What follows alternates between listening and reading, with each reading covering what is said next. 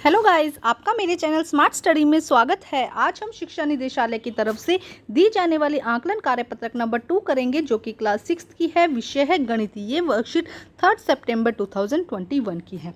तो इस वर्कशीट में 20 मार्क्स की वर्कशीट है और 10 इसके अंदर क्वेश्चन हैं।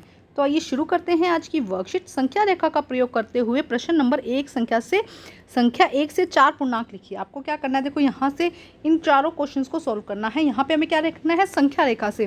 तो आइए देखते हैं सबसे नंबर फर्स्ट क्वेश्चन, 2 से ज़्यादा 4।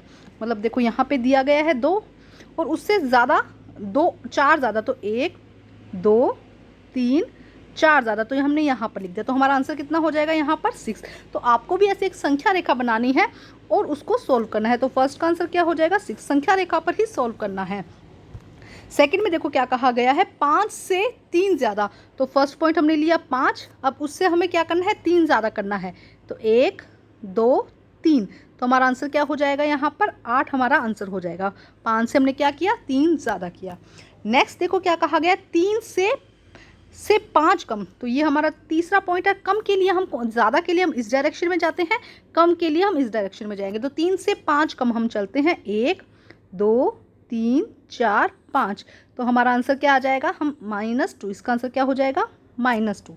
नेक्स्ट देखते हैं क्या कहा है, -2 से 2 कम। तो ये यही पॉइंट कहा गया है इन्होंने, -2 से 2 कम। 2 कम के लिए वापस हम इसी डायरेक्शन में जाएंगे।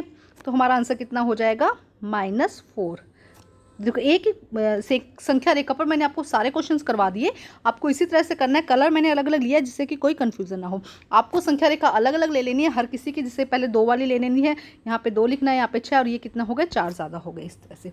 तो ये था हमारा फर्स्ट क्वेश्चन। फर्स्ट के 4 question, first second third fourth हमने इकट्ठे ही कर लिए। आपको एक एक नंबर के हैं, अलग अलग करने हैं। अब देखते हैं नेक्स्ट क्वेश्चन। देखो नेक्स्ट क्वेश्चन में क्या कहा गया है, निम्नलिखित संख्याओं के पूर्णांकों को बढ़ते हुए क्रम में आपको लगाना है। बढ़ता हुआ क्रम मतलब सबसे छोटा पहले, उसके बाद में बड़ा। तो देखो हम यहाँ लिखेंगे -9। फिफ्थ क्वेश्चन का आंसर है -9 -4। उसके बाद आप लिखेंगे 0, फिर आप लिखेंगे यहाँ पर 2, फिर लिखेंगे 6 और 8। ये हो जाएगा इसका आंसर। हमने बढ़ते हुए क्रम में लगाया है, सबसे छोटा सबसे पहले और उसके बाद बढ़ते हुए क्रम में।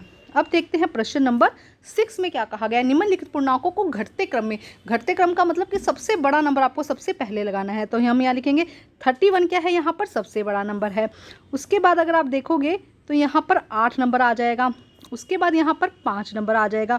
और उसके बाद देखो उसके बाद हमें लेना है नंबर। तो देखो यहाँ पे आ जाएगा, पहले आ जाएगा -3, फिर आएगा -9 और लास्ट में क्या आ जाएगा, -53। इस तरह से करना है। सबसे बड़ा नंबर क्या हो गया, 31, और सबसे छोटा नंबर यहाँ पे क्या हो गया, सबसे छोटा नंबर हो गया यहाँ पर 53। ध्यान से देखो कोई नंबर रह ना जाए।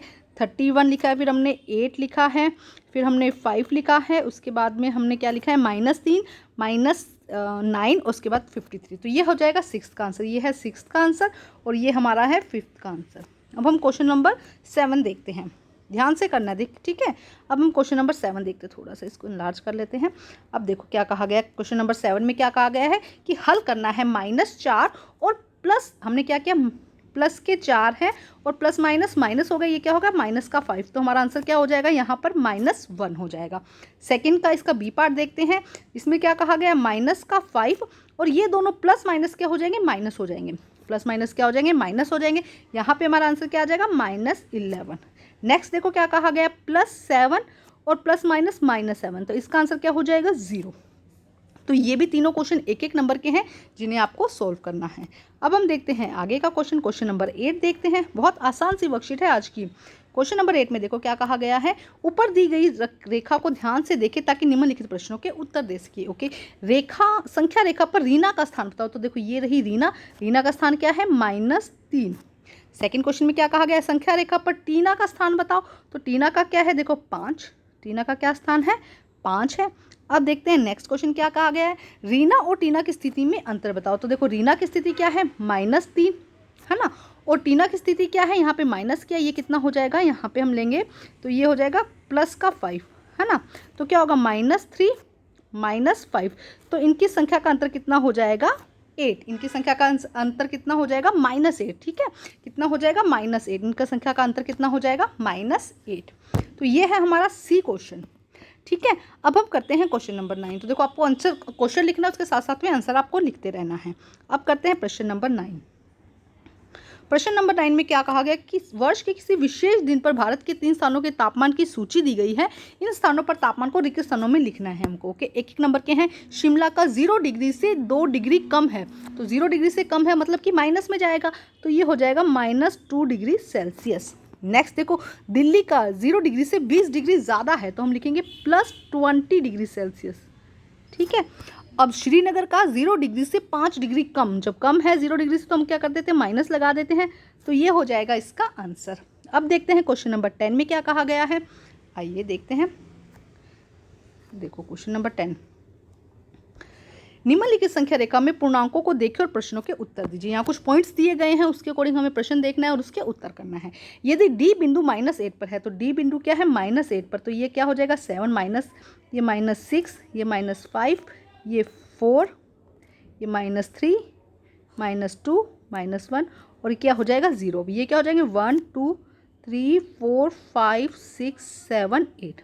ठीक है, तो पहले क्या कहा गया कि डी, यदि डी बिंदु -8 पर है तो कौन सा बिंदु +8 पर होगा, तो यहाँ पे प्लस होगा, तो ये क्या हो जाएगा, एच बिंदु यहाँ पर क्या हो जाएगा, +8 का हो जाएगा। ये जो संख्या रेखा में माइनस, ये थोड़ा सा आप ध्यान से कर लीजिएगा इसको। ठीक है, यहाँ पे थोड़ा स्पेस नहीं था इसीलिए थोड़ा इकट्ठा लिखा गया है। ठीक है, अब देखते हैं नेक्स्ट क्वेश्चन में क्या कहा गया। यदि बिंदु बी के लिए पूर्णांक क्या होगा, तो ये बिंदु बी है, इसके लिए पूर्णांक क्या होगा, -4। देखो 1 2 3 4, तो क्या हो जाएगा -4।